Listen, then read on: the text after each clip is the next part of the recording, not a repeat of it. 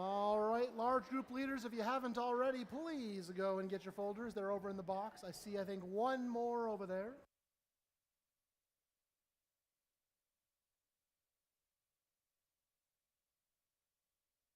Let's see how they do. Okay, you guys, listen up. For those of you that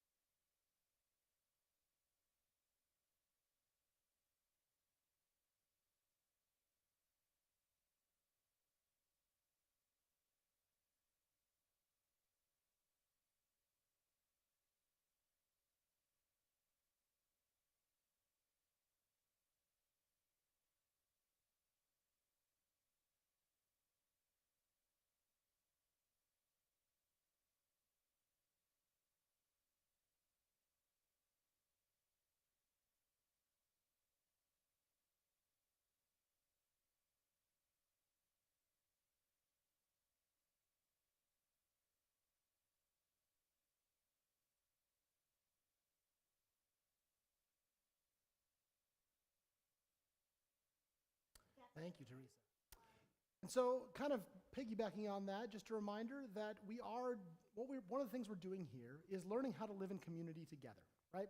And so that applies to small groups, applies to large group, applies to everything. It's about life together. It's one of the things that Martin Luther talked about all the time, is being able to share life together. So we do that with respect, with love, with joy, all that good stuff. And we do that by learning about, here's my segue, the small catechism, right? This is what we're talking about this year here in confirmation. Now, it's been a couple weeks since we had the Thanksgiving break in between, since we've looked at this stuff about the catechism, what we're learning this year. Who can remind me, Teresa already did a bit, but hopefully you guys can remember from that, what exactly we're looking at in this first segment of confirmation this year? Yes, Chesney. What was that? Small catechism, yep, but particularly what part right now are we talking about? Yeah, Evan. The Ten Commandments, that's right. Now, we are almost done with the Ten Commandments. In fact, today, we're hitting Commandments 9 and 10. So to start off with, I want to do a little bit of review of what we've picked up so far, because next week, we're done with the Ten Commandments, we're moving into the sacraments, and so I want to kind of talk through what we've already talked about so far before we get to 9 and 10. So, does anybody remember what book of the Bible we're getting the Ten Commandments from? For those of you in 7th and 8th grade, you might remember from last year, Bree. Oh yes, you got both the questions I was going to ask. Way to go. It is from the book of Exodus, which means exit. Why is it called exit? Why do we have the word exit attached to the book of Exodus? Yeah. We're exiting the behaviors the Ten Commandments are like designed to kind of guide us for. I like that answer. That's good. There's a specific thing that I'm talking about. Marin? Yes, when the people left Egypt, they exited Egypt. What people? Who left Egypt? 7th and 8th graders. Let's see. Brody? The people that worship God. Yeah, the Hebrew people were enslaved by the Pharaoh, and they were doing all kinds of work for the Egyptians, and then God sent somebody to rescue them. Anybody remember who that somebody was? Evan? Moses, that's the one. Moses came and said, "Let my people go," and they all exited Egypt to head for the promised land, which is why we call the book of Exodus, Exodus, because it's about the exit. So, 10 Commandments, book of Exodus, we get these different commands from God. Who can remember? Now, this is where it gets kind of complicated. Going back to the very first times we got together this year, who can remember what the first commandment is? Now, remember, I talked a little bit about this way that we can kind of figure these things out. The first 3 commandments have to do with us and God, and the rest have to do with us and each other, more or less. Let's see, we'll go over here. Yeah. You shall have no other gods before me. Yes, this comes from Exodus chapter 2, verse 3.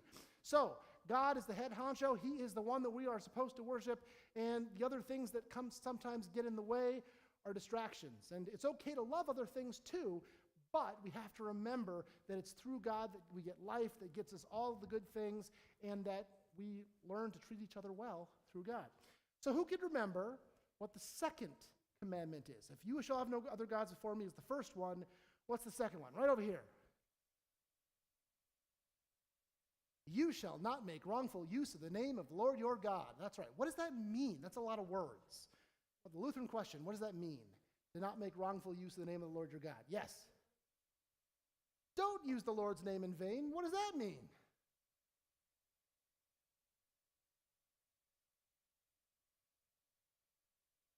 Yes, so don't swear using God's name. Don't make promises saying, like, I swear before heaven and earth that I will do this.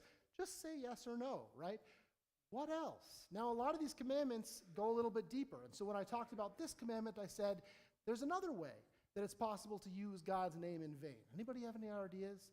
It has to do with how we treat people. Bree.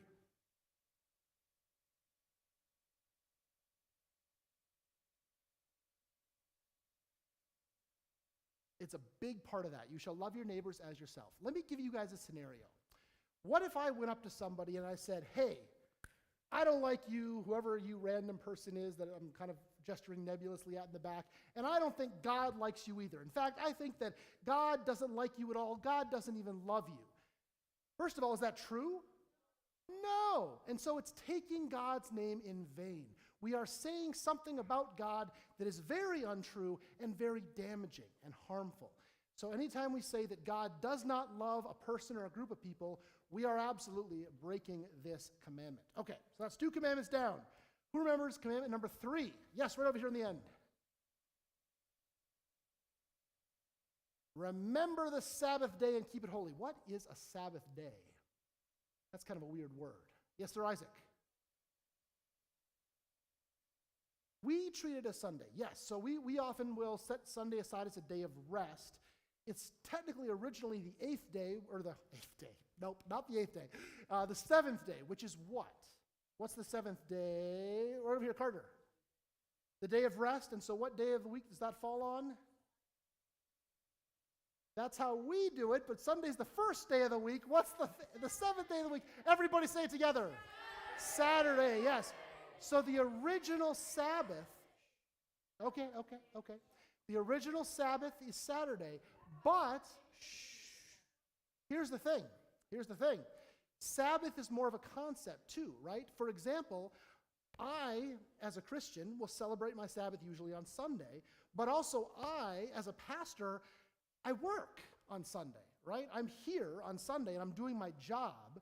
Pastor Chris is here on Sunday. Samantha is here on Sunday. We're all working here on Sunday. So for us, often Sunday isn't necessarily Sabbath. We'll often take a different day as Sabbath because the important part of that commandment is to remember to rest, to remember to be kind to yourself, to remember to be kind to your relationship to your families and your relationship to God, and take time to actually do those things. Remember to take a Sabbath day and keep it holy. Okay, that's the third commandment. Now, those are the ones relating to us and God. Now we're jumping into us and everybody else. What is commandment number 4? Let's see. We got a lot of hands I've seen already. Right over here. Honor your father and your mother. That's definitely the favorite commandment of every person in middle school for sure, right? Yeah, maybe a little bit of a joke there. So what does this mean? What does it mean to honor your father and mother? Evan.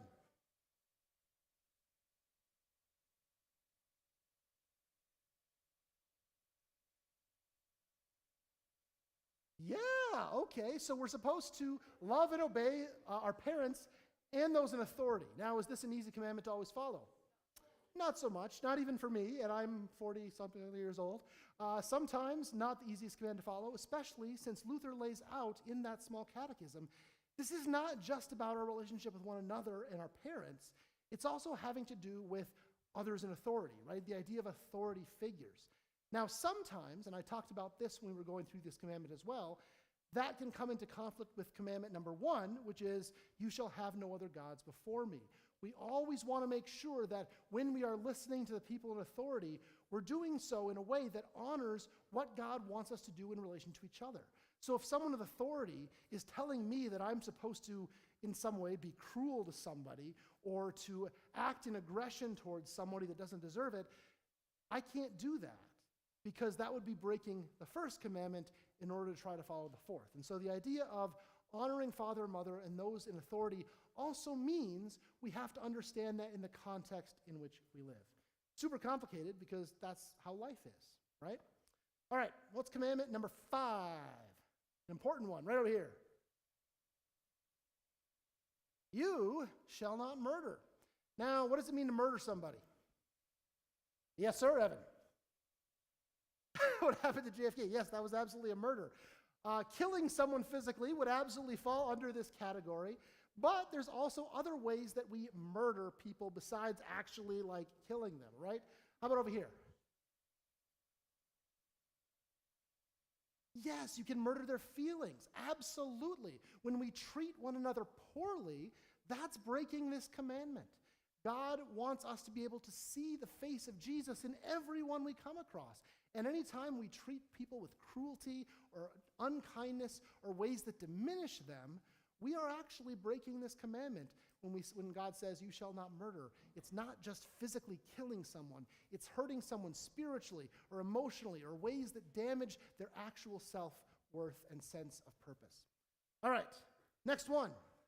Bree, I just put it up. You can tell me anyway.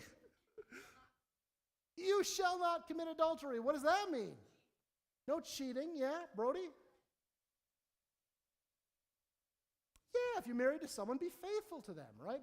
Is it something that only applies to people in married relationships, or can other people break the spirit of this commandment too? Marin?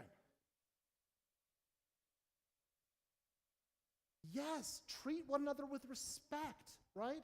Don't break the promises that you make to people. If you're going to take a promise to care about your friends and that kind of thing, carry through on it, right? Because everybody is worthy of that love. Bree.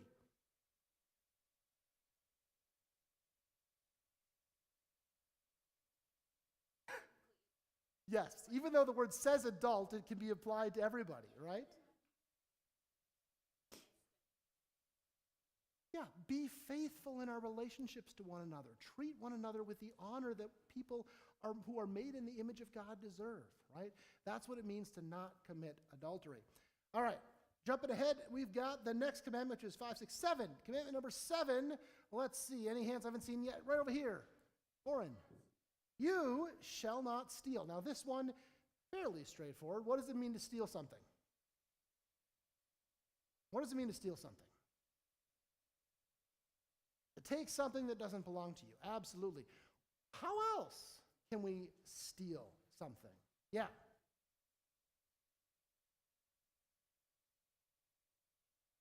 People steal each other's hearts. Yes, absolutely. We were talking about that with Pastor Brigida, right?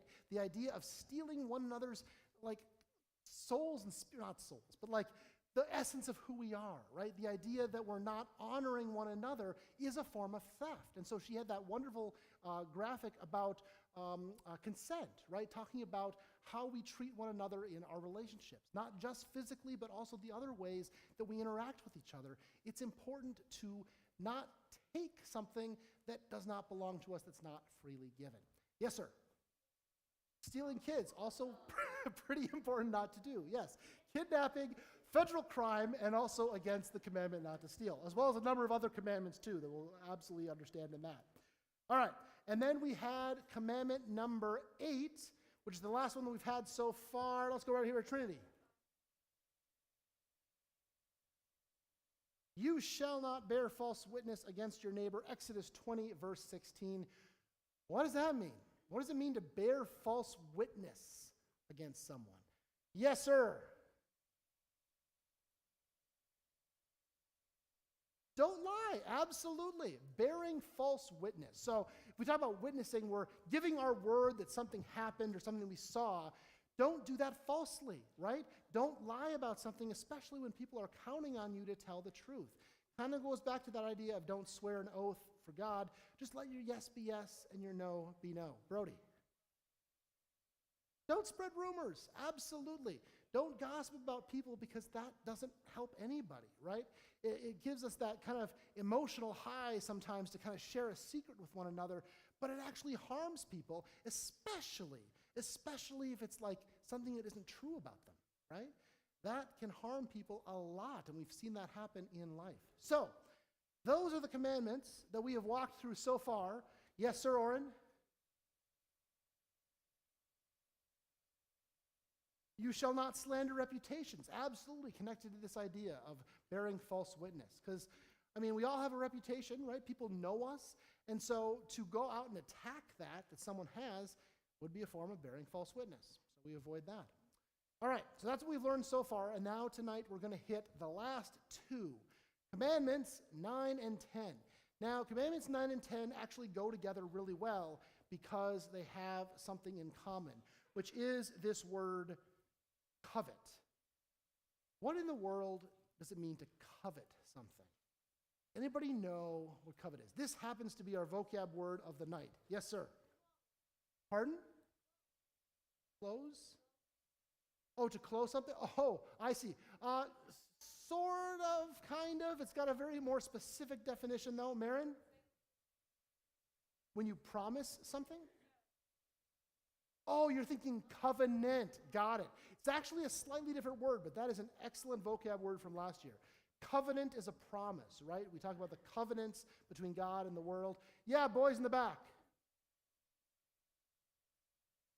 Jealousy, absolutely. So the definition we're using here is to wish for something that belongs to someone else. If I covet something, that means I see something that Pastor Chris has. Pastor Chris in the back has that really awesome cross necklace, right? Man, I love that cross necklace. Man, I wish it was mine. I get jealous of Pastor Chris. I feel bad, and I might even, yeah, I do. And I might even feel tempted to break the other commandment about stealing, right? Because it's something that I feel jealous about. I know, right? You better lock that up in your office, PC, I tell you. So that's an example. That's an example of covenant. And the last two commandments have to do with coveting. Now, commandment number 9 is very specific. This commandment says, you shall not covet your neighbor's house. All right? So, no coveting houses. We good? There's more. There's more to it.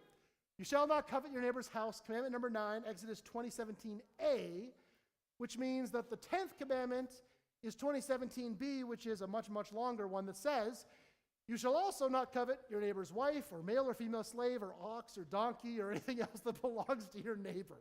So we are covering a wide variety of things we're not supposed to be jealous of. So, who here is jealous of their neighbor's donkey? Raise your hand. Oh my gosh, wow, holy cow, you guys have a lot of donkeys around. That's fantastic. Well, I'm glad to hear that you're honest enough about your coveting, but stop it. Okay, so, riding lawnmower, yes. Okay, so, between these two commandments, don't covet your neighbor's house and basically everything else that belongs to your neighbor. What does that mean? Why are we not supposed to be jealous of things that our neighbor has? Let's ask that Lutheran question about that topic. Let's see, we'll go back row over here. Because it makes you unhappy, absolutely. I got a fun cartoon, well, I think it's fun. Cartoon that kind of talks about that, right? Here are 4 different colors of people that are just red, purple, green, and yellow, and they're all looking at the grass attached to the person that's in some direction of them, and they're saying, man, his grass is so green, their grass is so green, and none of them are happy because they're looking at whatever somebody else has. Even though the person who's looking at them thinks they're happy, that person isn't actually happy because they're focused on something else.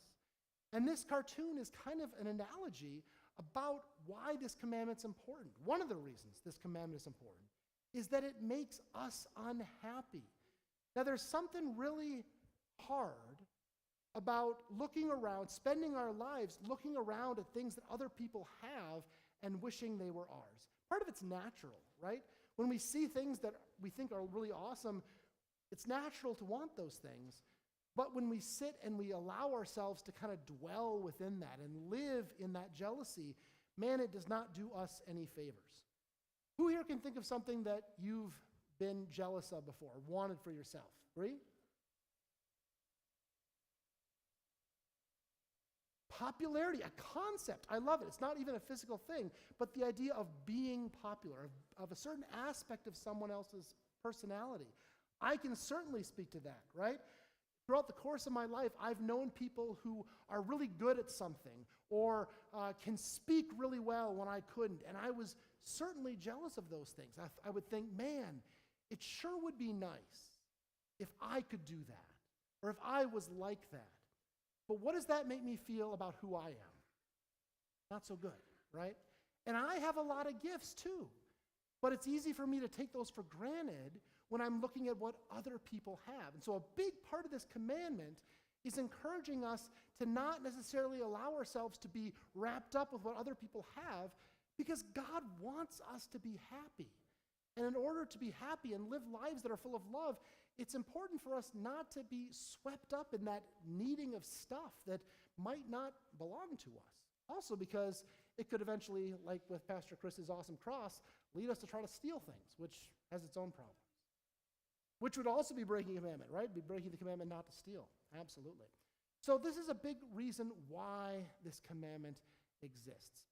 Now, Luther talks a little bit about other things that are tied up with this as well.